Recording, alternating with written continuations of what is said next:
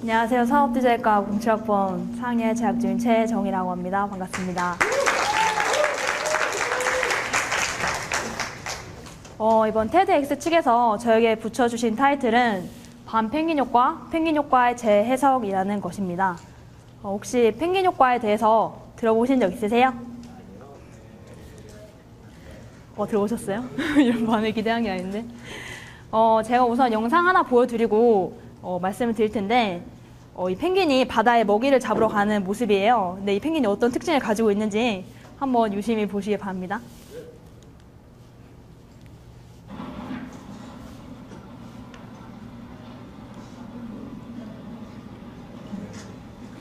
펭귄.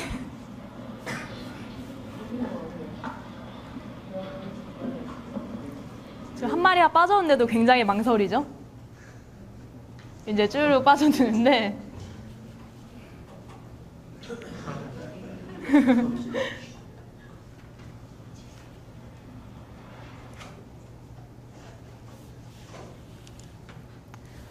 또 제가 펭귄이 굉장히 귀엽죠?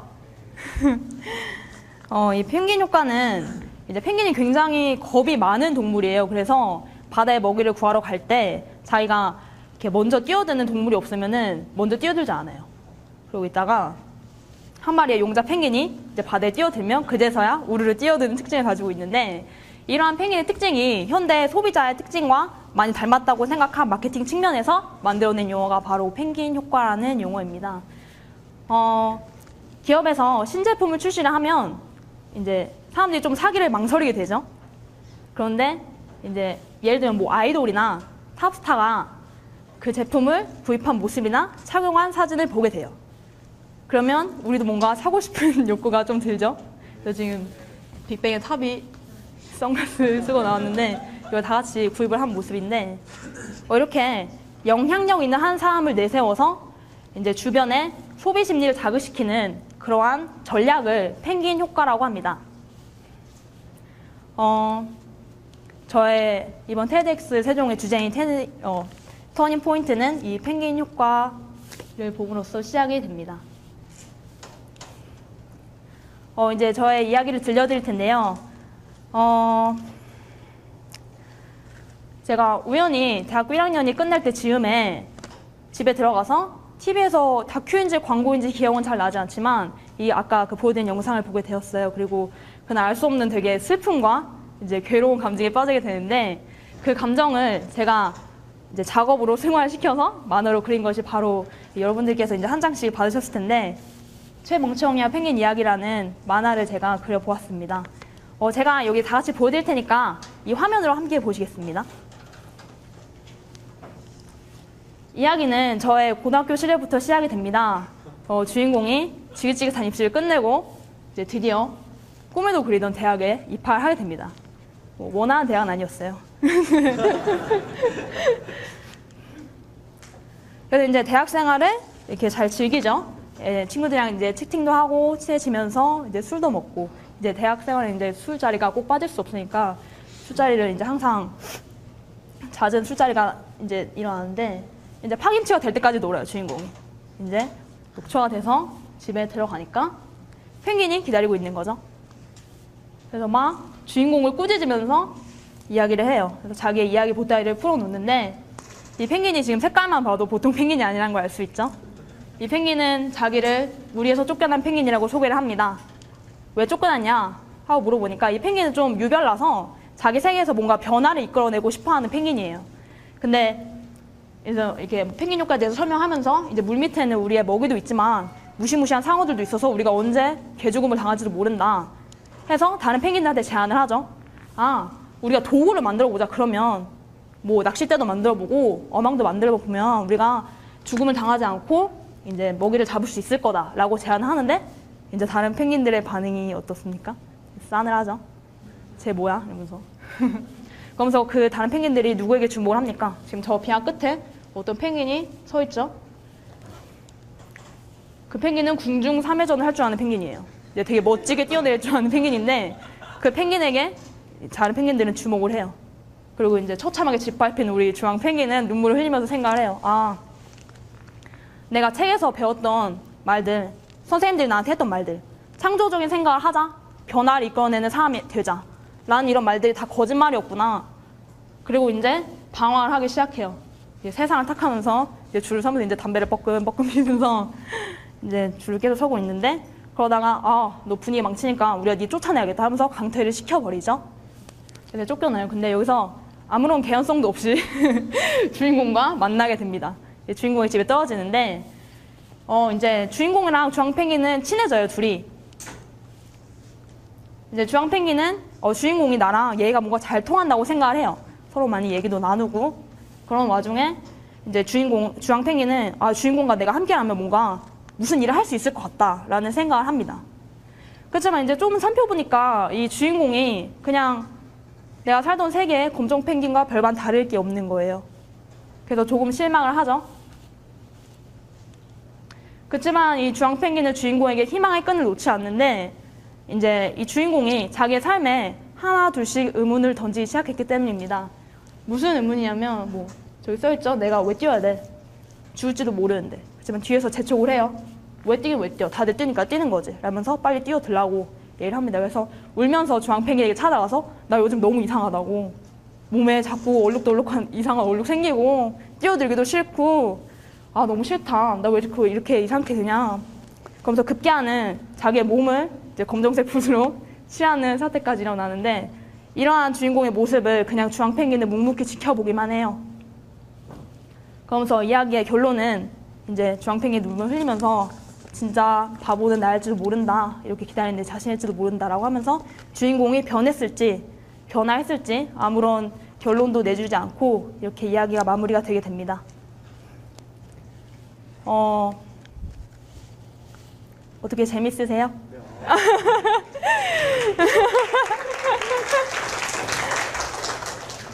어떻게 펭귄 효과의 저만의 이런 재해석이 다른 분들의 공감을 이끌어낼 수 있을지 모르겠는데,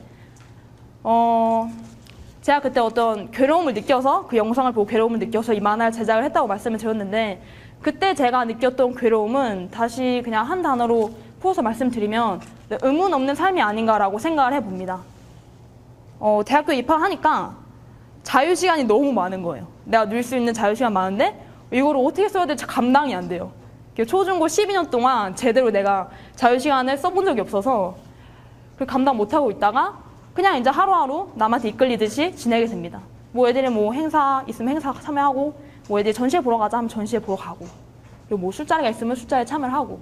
그래서 대학교 1학년의 생활은 술자리가 대부분인데, 이제 술자리에 참여하는 횟수가 많을수록 이상하게 재밌게 놀다가 집에 가는 길이 너무 공허했어요. 마음이 너무 공허하고 가슴이 정말 뻥 뚫린 것 같은 기분이 들어서. 근데 이게 어느 정도까지 진행이 됐냐면, 이제 심지어는 이제 술자리에 있는데도 외로운 거예요. 마음이 다 같이 있는데 나만 홀로 떨어진 기분, 군중 속의 고독 같은 그런 기분을 느꼈었어요. 그래서 그날도 여김없이 이제 술을 먹고 집에 들어왔는데 그 허한 마음을 안고서 그때 제가 그 영상을 본 거죠. 그래서 이제 먹이를 잡으러 뛰어내리는 펭귄들이 마치 저의 모습과 같은 거예요. 그냥 아무런 의문 없이 애들 하니까 따라하는 저의 모습과 같아서 굉장히 슬펐는데, 그때 제 안에서 이제 주황 펭귄이 저한테 이렇게 물어보는 거죠. 꾸짖으면서. 이게 정말로 너가 원했던 대학 생활이냐? 아니면 정말 너는 이제 앞으로 어떻게 살아갈 거냐? 라고 이제 질문을 던지는 겁니다. 그렇지만 저는 그냥 만화 속의 주인공처럼 몸을 이제 붓으로 칠하고 다녀요. 그냥 여기 다니다가 이제 어떤 사건이나 계기가 저한테 다가왔을 때 제 안에 있던 주황 펭귄이 불쑥 튀어나와서 저를 이렇게 지배를 하게 되는데, 그때 만화 혹시 나루토 아세요? 나루토 보면 이제 구미호를 가지고 있잖아요, 나루토가. 근데 이제 뭔가 친구가 죽거나 슬픈 감정을 느끼면 갑자기 이제 구미호로 돌변해서 과격한 행동을 펼치죠. 그런 것처럼 저도 어떤 만남이나 계기가 있을 때 제 안에 있는 주황 펭귄이 이제 제가 억눌렀던 것이 이제 저를 이제 지배를 하면서 이제 작업들을 진행을 하게 됩니다. 그런 작업들은 아마 의문을 던지지 않았던 것에 의문을 던지면서 작업이 진행되었던 것 같아요. 그래서 이제 두 가지 작업을 보여드리겠습니다. 첫 번째 제가 가지게 된 계기는 동아리였어요. 제가 저희 과 내에 광고 동아리라는 매드라는 광고 동아리가 있는데, 제가 1학년 때 가입을 해서 1, 2학년 동안 이제 활동을 하다가 이제 3학년 때 동아리장의 기회가 주어지게 됩니다. 그래서 동아리장은 1년 동안 동아리가 어떻게 나가야 할지 방향을 정할 수 있었어요. 그래서 이제 무엇을 해볼까 하다가 이제 제 마음속에서 떠오르는 의문이 있었어요. 이것도 주황펭귄이 저한테 던진 의문인데, 광고 동아리는 왜 공모전만 해야 하나? 라는 의문이었습니다. 공모전에 대해서 대학생 분들은 다들 아실 거라고 생각하는데, 좀 이렇게 생소한 분들을 위해서 제가 말씀을 드리자면, 예를 들어서 삼성에서 라디오를 만들어요. 라디오를 만들겠다. 근데 너희들 대학생의 힘을 빌리겠다라고 얘기를 해요. 그때 이제 대학생들이, 그때 삼성에서 니네가 그린 라디오 중에서 1등이 당첨된 거는 우리가 500만 원의 상금과 동시에 인턴의 기회를 주겠다 라고 이런 조건을 내걸죠. 그래서 전국의 수만 명의 디자인과 학생들이 밤낮으로 라디오를 그려요. 라디오를 그린 다음에 이제 그쪽에서 보내서 제가 1등이 됐어요. 그럼 저는 500만 원과 동시에 인턴의 기회는 곧 취업의 기회죠. 그렇게 이어지게 되는, 마치 인문계 쪽에 이제 토익 점수와 같은 저희 쪽에 그렇게 생각하는데, 한마디로 저의 이력이죠. 보여줄 수 있는 스펙. 그래서 이제 다른 광고 동아리들은 밤낮으로 이제 기업의 광고 공모전을 위해서 이렇게 아이디어를 내고 있습니다. 근데 저는 그것이 굉장히, 죄송합니다. 굉장히 무의미하다고 생각을 했는데, 그거는 사실 저희의 목소리가 아니잖아요. 기업의 목소리를 저희가 대신해주는 건데, 그게 되게, 우리가 언제까지 기업의 목소리를 대변해야 하나라는 생각이 들었어요. 그래서 동아리원들한테 얘기를 했어요. 얘들아, 우리가 지금 이 자리에 모인 시간이 굉장히 소중하고 다시는 없을 시간인데, 우리가 기업의 목소리를 위해서 아이디어를 내기에는 시간이 너무 아깝다. 그러니까 차라리 우리 이 자리에서 우리가 할 수 있는 일을 하자 라고 하다가, 그럼 뭐를 할까요? 하다가, 우리가 한번 공공을 위해서 우리의 목소리를 내보자 해서 한 프로젝트가 바로 이 쫌 프로젝트인데요. 이 쫌 프로젝트는 에티켓 권장 프로젝트예요. 그러니까 사람들이 진짜 좀만 신경 쓰면 서로 얼굴 찌푸릴 일이 없을 것 같은 그런 일들 있잖아요.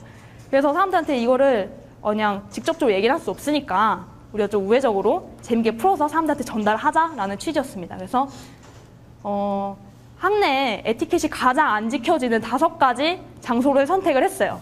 첫 번째는 도서관, 두 번째 흡연구역, 박물관, 화장실, 강의실 이렇게 선택을 하고 이제 그곳에 설치 광고의 형식을 띠고 진행을 하였습니다. 그래서 이 문제 장면은 저희 세종대학교 학생이라면 이곳이 어딘지 알 텐데, 지금 여기 도서관 옆에 있는 박물관 앞 계단입니다.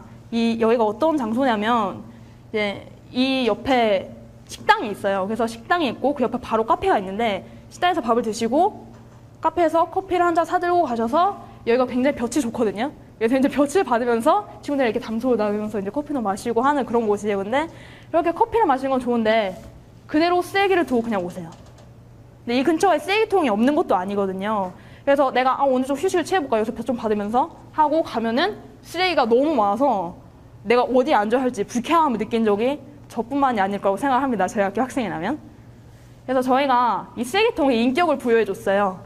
스파이더맨을 붙여놓았는데, 지금 여기 계단을 따라서 실이 올라가죠. 이 실을 따라서 올라가면 이렇게 중간중간에 저희가 써놓은 카피가 있어요. Please pick it up이라고 해서 여기 있는 거 가져가 달라라는 메시지인데, 이렇게 재밌게 한번 풀어보았고요. 그 다음은 강의실입니다. 이 장면이 굉장히 익숙하실 텐데, 이제 강의실에 딱 이렇게 문 열고 들어가면은 항상 이제 어질거져 있죠. 이렇게 책상과 의자가 집어넣어 있지 않고. 그래서 이거를 어떻게 사람들한테 전달할 수 있을까 하다가 저희가 의자랑 책상에 짝을 지어주기로 했어요. 그래서 하나하나 살펴보시면 지금 입술과 입술이 뽀뽀를 하고 있죠. 그리고 똥집을 하는 이미지도 있고, 그리고 코를 파는 이미지도 있고요. 그래서 이렇게 찡그리고 있다가 의자를 넣어주면 웃게 되고, 이렇게 세이클로바에다가 붙여주면 이렇게 네이클로바가 되도록 아이디어를 내보았습니다.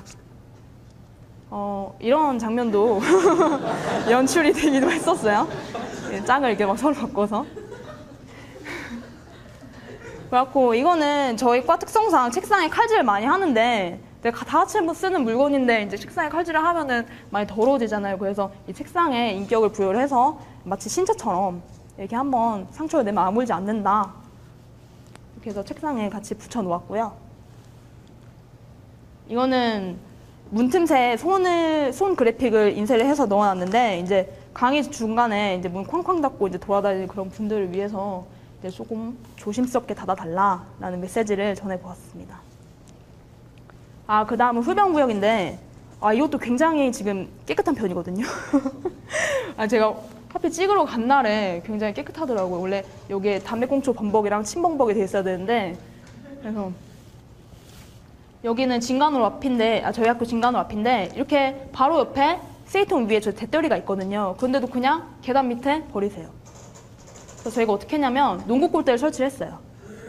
여기 밑에 지금 디테일하게 이제 농구장의 이미지를 표현을 해봤고, 그래서 카피가 슛 당신의 3점 슛을 보여주세요 라는 카피로 해서 이제 꽁초를 버릴 때 이제 바다에 버리지 말고 이제 농구 골대에서 3점 슛을 하는 것처럼 이제 골 넣어달라. 그래서 이렇게 진행을 해보았습니다.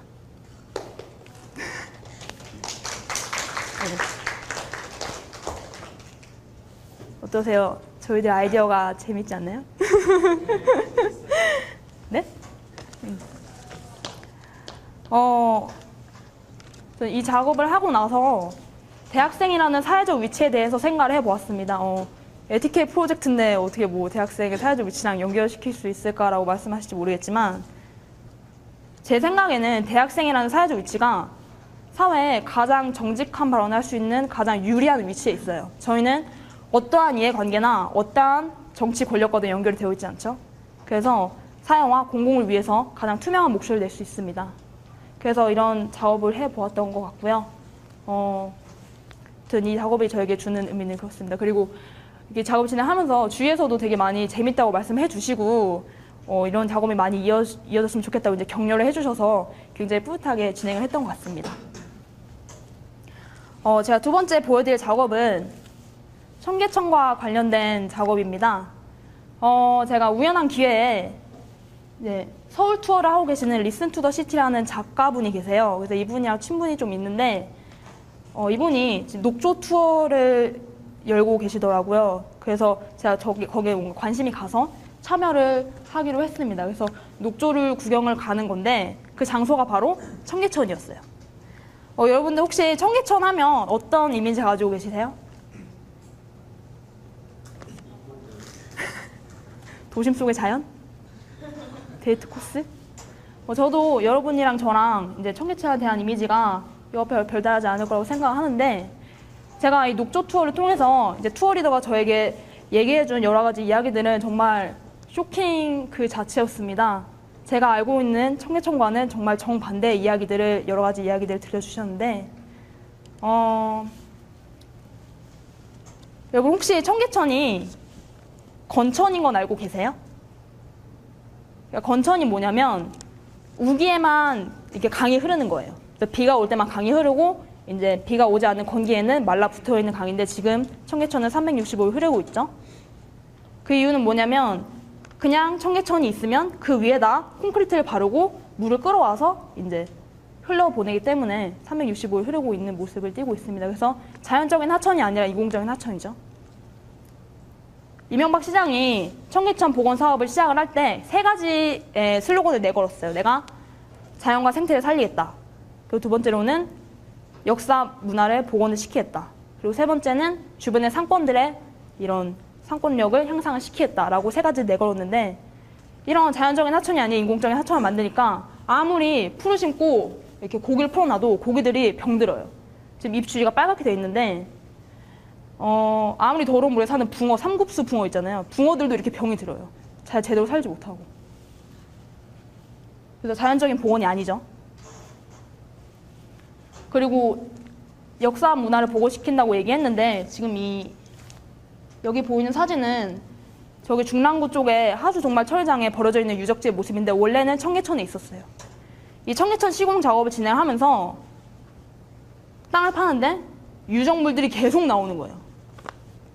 우리나라가 5,000년의 역사를 가지고 있다 보니까 땅을 파면 그냥 유적이 나온대요, 원래. 근데 알고 있으면서 그냥 판 거예요. 팠는데, 나왔네? 근데 지금 계획이랑 맞지 않다. 여기 지금 여기다가 하수관 뚫어야 되는데 한 3cm 정도가 모자란다 해서 그냥 깎았어요. 그 깎은 그 돌도 한 근 300년은 된 유적지일 텐데 그냥 깎아버렸어요, 그렇게. 그리고 이렇게 다른데 이게 너무 큰 유적지 같은 경우에는 우리의 계획과 다르다 해서 이렇게 버려버리기도 하고, 그래서 제대로 된 역사 문화 보존이 아니죠. 그리고 상권을 회복시킨다고 했는데 이상하게 청계천 복원 사업을 딱 끝내고 나서 주변에 빌딩들이 이렇게 높이 올라서기 시작했어요. 마치 약속이라도 한 듯이.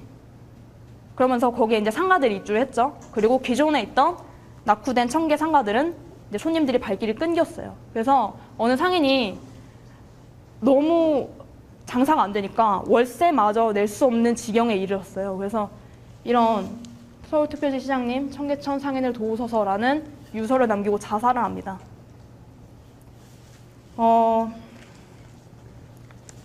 이러한 사실은 정말 우리가 찾아보고 검색하지 않으면 정말 몰랐던 사실일 거라고 생각을 해요. 그런데 저는 이러한 이 마크가 이러한 일들을 절대 대변해주지 못한다고 생각을 했습니다. 지금 이 마크를 보세요. 뭔가 이 초록색 새랑 파란색 물결이 굉장히 뭔가 아름다운 강산 푸게 푸르게 같은 이미지인데, 그래서 의문을 던졌어요. 이미지는 왜 착해야 하나? 이미지는 왜 이러한 사실들을 은폐를 시키는가? 이미지들이 왜 우리의 이런 인식을 고정을 시키는가? 그리고 다른 사실을 아예 알지 못하게 하는가? 라는 의문이 들어서 제가 투어 리더한테 들었던 여러 가지 이야기들을 종합을 해서 이제 수면 위의 청계천이 우리가 보았던 그런 푸른 청계천이라면 수면 아래 청계천의 이미지를 내가 제작을 해보겠다라는 생각을 했습니다. 그래서 만든 것이 이 청계 어항이라는 작업인데요. 어항이라고 제가 이름을 붙인 것은 청계천을 비판하는 사람들이 대부분 청계천을 거대한 콘크리트 어항이라고 불러요. 자연적인 하천이 아니기 때문에. 그래서 제가 들었던 상인들의 슬픔, 자연과 생태계의 파괴, 녹조의 생성, 그런 여러 가지 것들의 이미지를 종합해서 이렇게 표현해보았습니다. 그리고 그때 그들이 느꼈을 여러 가지 감정들, 청계천 사업들이 그들에게 주었던 그런 폭력적인 그런 행위들, 그런 것들을 표현하려고 이런 좀 무시무시하지만 이러한 강의 모습을 표현해 보았습니다. 이렇게 매치를 하니까 아까 그 푸른색 로고가 있었을 때랑 이렇게 뭔가 느낌이 좀 다르지 않으세요? 아까는 그냥 푸르기만 보였는데 지금은 이제 녹조가 있을 것만 같고 그런 생각이 막 들죠? 이렇게 이미지의 힘이 무서운데 제가 이 작업을 하고 느낀 것은 이미지의 폭력성이에요. 이렇게 이미지라는 것이 저희의 생각지도 못하게 인식을 고정시켜버려요. 근데 그건 저는 하나의 폭력으로 생각을 했고 작업을 이렇게 하게 되었습니다. 그리고 이제 4대강 살리기 사업도 지금 대통령께서 이제 빠르게 추진 중이신데 임기가 얼마 안 남으셨으니까.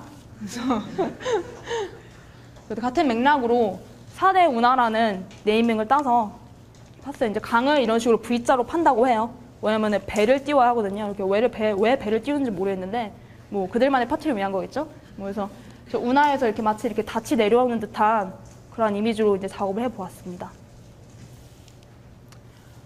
이렇게 저의 작업은 다 보여드렸고요. 저의 터닝 포인트는 이렇게 펭귄을 만남과 동시에 찾아왔습니다. 그리고 아까 보여드렸던 그런 작업물들을 할 수 있었고요. 그리고 이제 졸업을 곧 하게 될 텐데 지금은 제가 어떤 펭귄인지 잘 모르겠어요. 제가 지금 어떤 펭귄으로 보이세요? 빨간. 제가 이 터닝 포인트로 인해서 저의 모든 삶이 확 바뀐 건 아니에요. 그래서 제가 중앙 펭귄인지 졸업 후에는 또 어떤 펭귄이 될 건지 잘 몰라요. 그렇지만 제가 지금까지 이렇게 작업했던 것처럼 지금 이렇게 붓을 들고 검정색으로 저를 칠하고 있는데 제가 이렇게 작업했던 것이 어떤 계기나 만남, 사건으로 인해서 제 안에 중앙 펭귄이 나와서 저의 이런 작업들이 진행했던 것처럼 앞으로 그런 일이 있다면 저는 중앙 펭귄을 억누르지 않을 생각입니다. 감사합니다.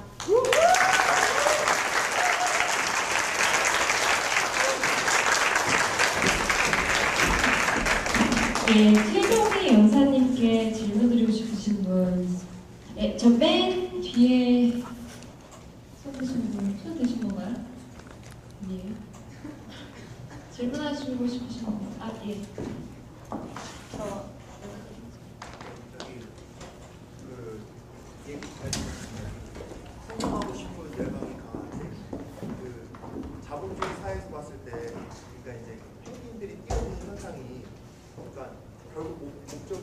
동기를 찾기 위한 목적이잖아요. 그러니까 저희 지금 이제 학생들의 그 목적은 취직을 하기 위한 목적으로 모두가 취직에 매달려 있을 때 같이 뛰어든다는 그런 현상서 생각이 들었는데요. 그렇다면 거기에 대해서 그런 것을 안 하고 뭔가 색다른 것에 대한 그런 대책이 있을 때 다른 사람들에게 영향력을 끼칠 수 있는 뭔가가 필요하다고 생각을 하는데 그거에 대한 대책 방안에 대해서 어떻게 생각하시는지 알고 싶습니다. 이런 질문 정말 예상치 못했는데 대책 방안이라기보다는 그냥 저는 이런 작업을 여러분한테 보여드릴 수 있는 이러한 기회 같은 것들이 바로 제가 그냥 할 수 있는 것이라고 생각하거든요. 뭐 다른 사람한테 어떤 식으로 뭐 영향을 끼치겠다 그런 생각보다는 그냥 지금 내가 어떤 사건을 보고 어떤 생각이 들어요. 그럼 그거에 대해서 내 나름대로의 솔직하게 작업을 하는 거예요. 그게 그냥 다일 것 같아요.